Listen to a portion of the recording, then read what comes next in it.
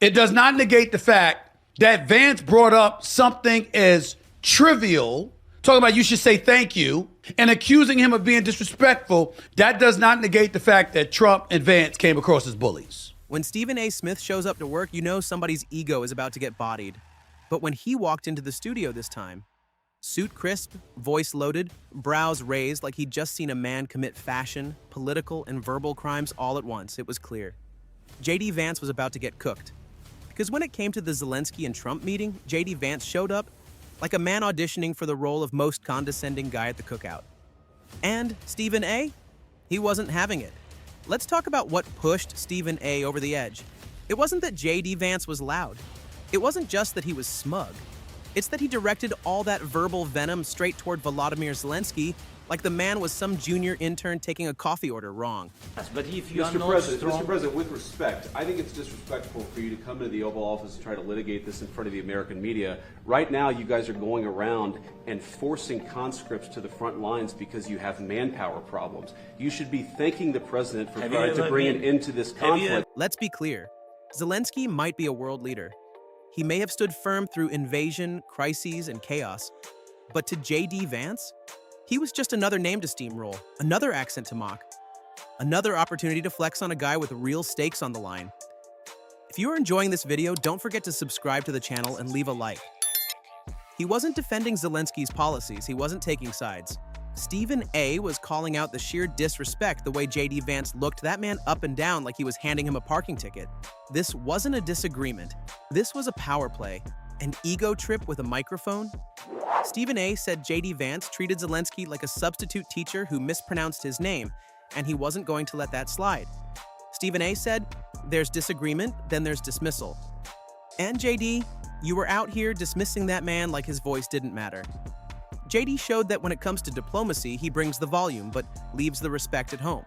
JD Vance wasn't debating. He was bullying in a blazer. And Zelenskyy said, hey, have you been to Ukraine? Do you know how many people? We're in a war, experiencing it. And when he asked Vice President Vance had he been there, he stumbled before acknowledging he hadn't been there. He had read and saw footage of what's happening in Ukraine. It's safe to say that's not the same as being there. Stephen A. pointed out the obvious. JD Vance is making judgment calls from a distance with the confidence of someone who watched half a documentary and decided he's an international expert. Because here's the thing, Stephen A. may have opinions. He may be loud. He may go off harder than your uncle after 3 cups of coffee and a bad morning on Twitter. But what he doesn't do is pretend to be an expert on something he hasn't lived. And that's exactly what JD Vance was doing. Stephen A. Smith didn't just drag Vance for his tone, he exposes the hollowness underneath it. Because at the end of the day, when you strip away the shouting and the finger wagging, you've got a man who talks tough, from miles away. Have you ever been to Ukraine that you say what problems we have?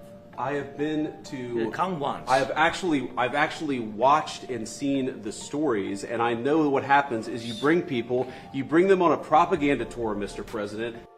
I didn't look at Zelenskyy as disrespectful. I looked at him trying to get in a word because I looked at the vice president chastising him for not being grateful. This man actually had the nerve to say he's been to Ukraine. Yes, you heard that right. Stephen A. nearly fell out of his chair after hearing this. When JD Vance says he's been to Ukraine, what he really means is he watched a 4-minute drone video on YouTube. He skimmed a couple of war zone walkthroughs. Stephen A. called it straight. Watching YouTube don't count, JD. Sitting in your house with Wi-Fi and popcorn ain't field work. You can't just hit play on a Vice documentary and walk into Congress talking like you've seen action. It's delusional, it's laughable, and frankly, it's insulting to anyone who's actually been there. Anyone who's lived the fear. Anyone who's made decisions under pressure that JD Vance can only pretend to understand. It's as if Vance believes that public humiliation is the cornerstone of international relations. Forget empathy or understanding. It's all about asserting dominance because nothing says support like berating a leader whose country is fighting for survival. Vance's approach? Less statesman, more school principal disappointed in a student's homework. And Zelenskyy? He remains dignified, choosing not to engage in a tit-for-tat, a masterclass in restraint, contrasting sharply with Vance's performative outrage. In times of crisis, true leadership shines. It's measured not by volume, but by the ability to uplift, support, and stand in solidarity.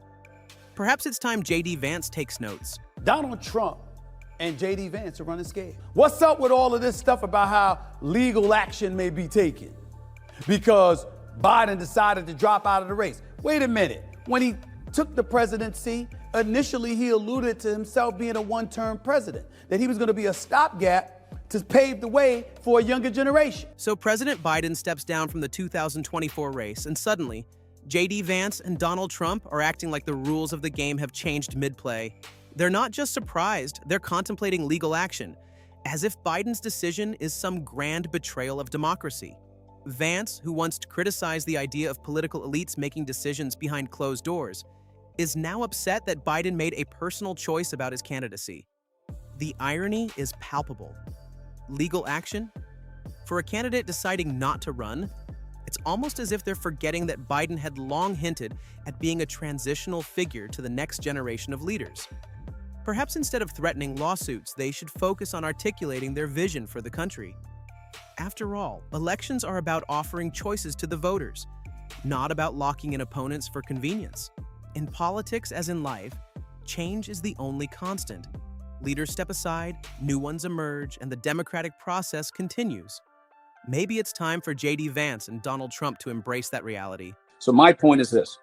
JD Vance is not a good sign that Trump has decided to become a transcendent figure because of what he lived through. And the opportunity was there to shift from stoking the fury of the few to connecting to the many.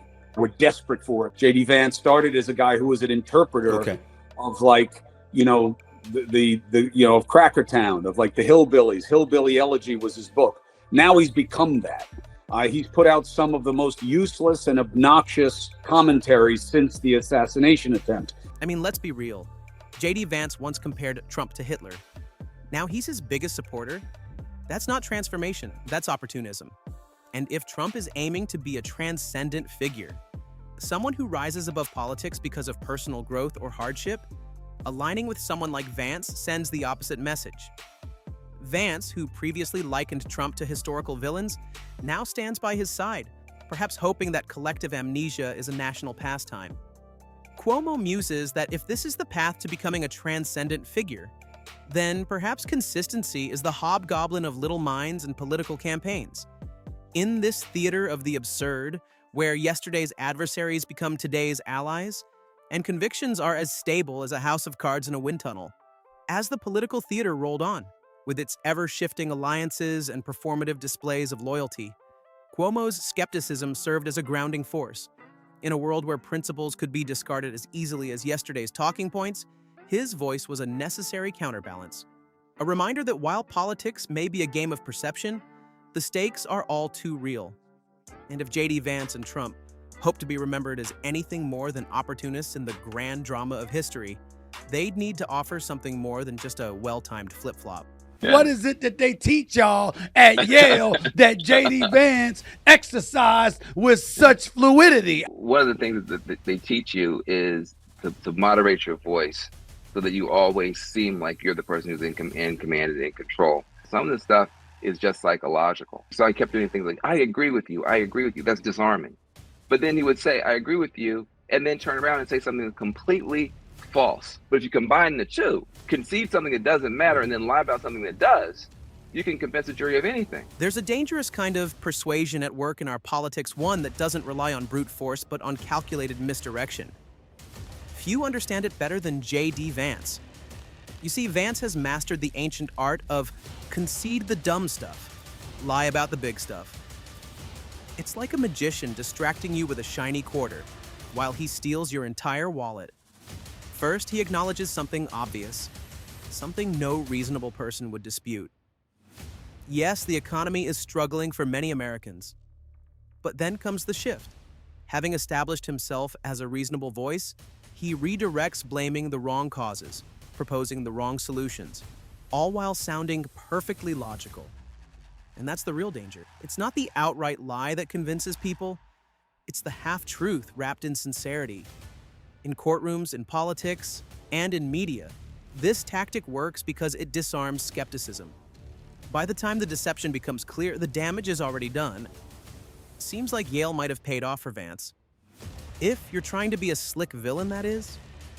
Just when JD thought he could ride this wave clean, here comes Stephen A. Smith, standing up on national television like he'd been holding this in for months. And you could most definitely feel it. That wasn't analysis. What Stephen said was an intervention. Because when Stephen A. speaks, it's not just sports anymore. It's the truth with volume. JD Vance wasn't picked to help Trump transcend anything.